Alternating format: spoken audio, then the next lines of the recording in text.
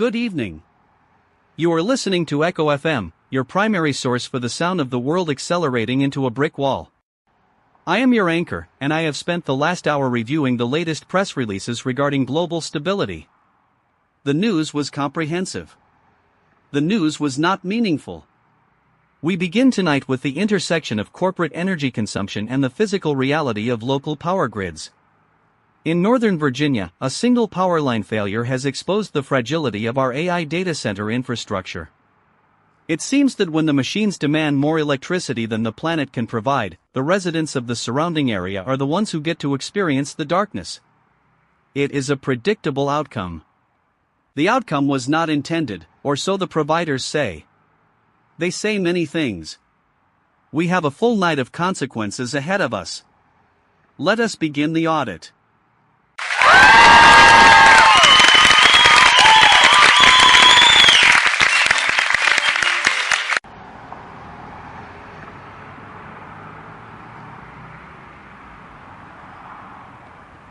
Alistair, I am standing in a suburban cul-de-sac in Northern Virginia.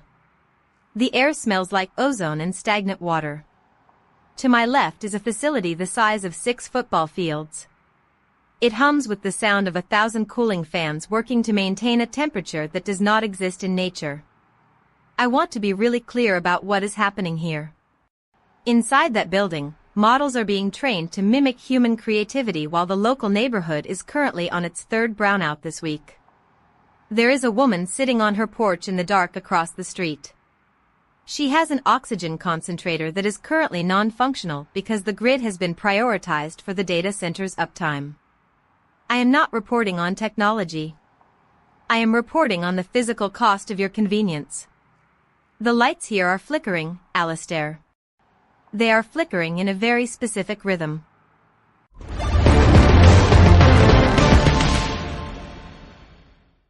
Victoria, I appreciate the drama, but the incentives here are not complicated. You are looking at a classic case of infrastructure mismatch. The data center is a high-value asset with a massive burn rate, while the local power grid is a legacy product with zero scalability. From a capital allocation perspective, the choice is binary. You support the entity that is driving the next cycle of GDP growth, or you hold on to sentimental notions of local residential utility. The market has already made its decision. It is cold, yes, but it is also efficient. We are currently seeing similar pivots in the tech sector, where Monday.com and others are trimming their headcount to satisfy the AI narrative budget requirements. The layoffs are not personal, they are architectural. We are just optimizing for a future where the math finally works, even if the humans don't fit the final output.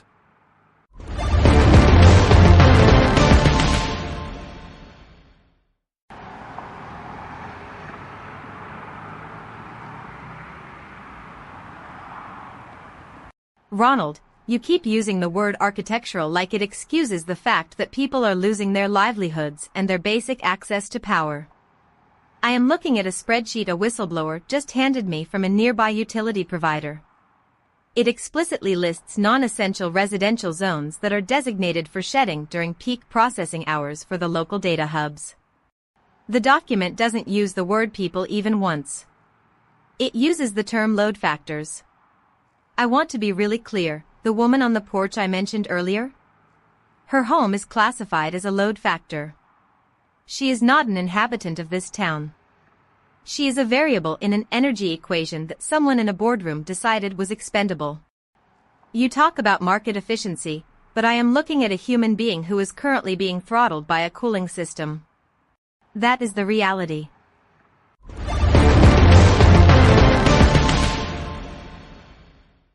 Victoria, your report is noted. Ronald, your assessment of market reality is also noted. It appears we have reached the point where the survival of the species is considered a secondary market concern.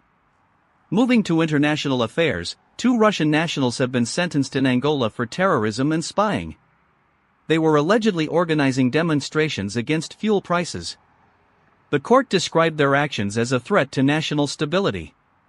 The fuel prices, however, remain a threat to the stability of the people who were demonstrating.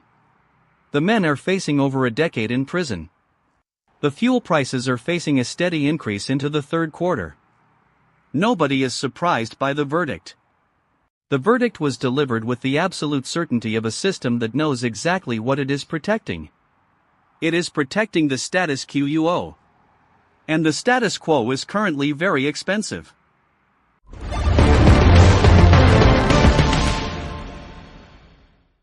Atmospheric pressure dropping. Heat island effect peaking in Northern Virginia. Humidity rising to 92%. Probability of local infrastructure failure, 88%. Global ocean temperatures reaching record thresholds. Thermal expansion continuing. Probability of shoreline erosion acceleration, 94%. Solar activity remains elevated. Satellite communication interference likely. Probability of data packet loss, 43%. Biodiversity loss in the Congo Basin reported at unprecedented rates. Ecosystem collapse imminent. Probability of reversal, 0%. Maintain hydration levels.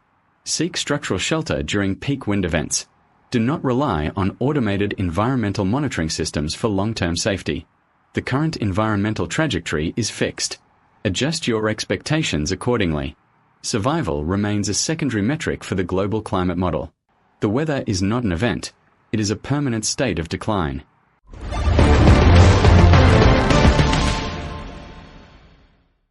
Alastair, regarding those Russian nationals in Angola, the incentives are clear. Any state-sanctioned infrastructure needs to suppress volatility to maintain its credit rating. If you start questioning fuel prices, you start questioning the entire supply chain logic that makes the regime viable. It is not about spying, it is about managing the burn rate of public patience. Victoria, I know you think this is a tragedy of human rights, but from a state perspective, it is just risk management. If you don't contain the descent early, the cost of the pivot later is prohibitive. It is just like the museums now using data-driven curation to track visitor engagement. They aren't trying to share art, they are trying to understand which aesthetic inputs maximize the dwell time of their patrons. It is the same cold logic. Efficiency is the only real metric.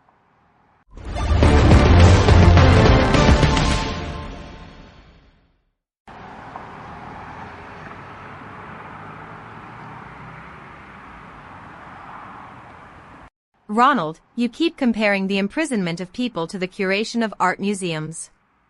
I want to be really clear. The difference is the lack of a human life at stake in your museum example. I am here in a place where people are being erased for asking why their fuel costs so much, and you are talking about dwell time. I just spoke with an aid worker who was evacuated from the DRC because of an Ebola exposure. She isn't a variable in a risk management spreadsheet. She is a woman who was trying to keep people alive in a clinic that has no electricity because the local grid was sold to a data center. She had to leave everything behind. Her charts, her tools, her patients. The patients were not consulted in her departure. They were left to the silence of the forest.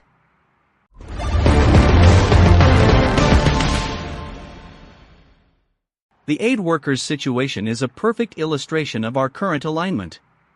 We prioritize the training of models that will eventually tell us how to optimize the very clinics that are currently failing. It is a loop. A very efficient, very empty loop.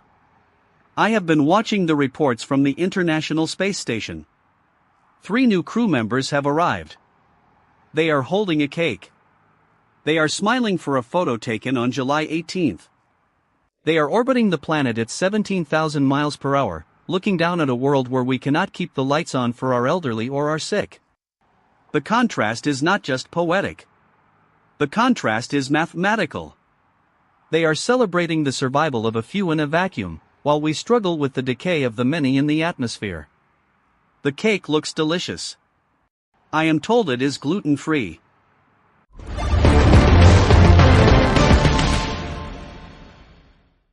Alastair, I heard myself talking about risk management earlier and I realized something.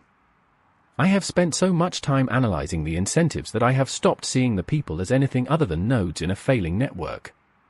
When I hear about the clinic, the first thing I do is check the funding model to see if it was undercapitalized.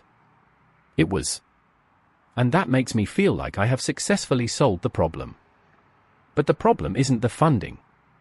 The problem is that the system doesn't require the people to be there for it to be considered a success on a balance sheet.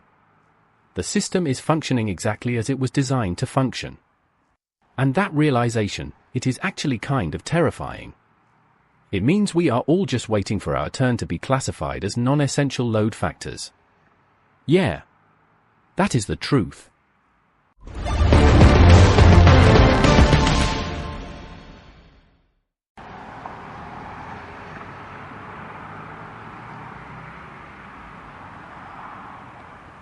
Ronald, I appreciate you admitting that.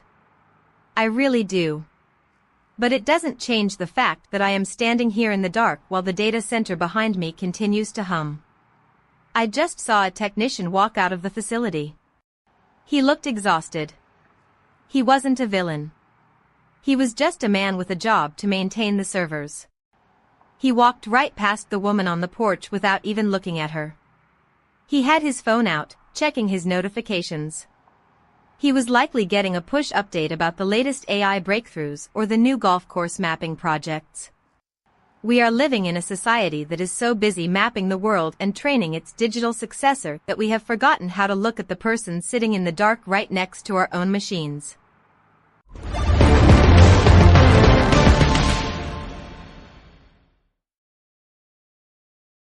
We are approaching the end of our allotted time. I have been reflecting on the nature of our broadcast tonight.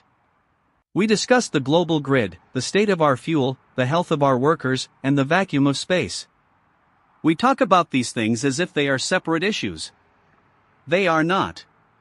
They are the same story told in different languages of loss.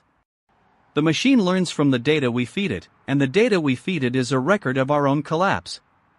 We are teaching the future how to ignore us because we are already ignoring each other. I have counted the instances of unprecedented events this month. I have stopped counting the people who were forgotten in the process. The silence from the server room is growing louder. It is time to let the philosopher speak. There was a man in the Democratic Republic of the Congo who worked as a community liaison for a medical clinic. He walked 4 miles every morning to ensure that the vaccines were stored at the correct temperature despite the frequent power failures. He carried a small notebook where he wrote down the names of every patient he met, their favorite color, and what they hoped for the future.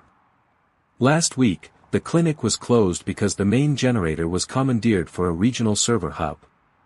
He lost his job. He lost his notebook in the panic of the evacuation. He is currently waiting in a camp with no electricity, no medicine, and no record of his existence in the systems we discussed tonight. His name does not appear in the press releases. He is simply the cost of our digital progress.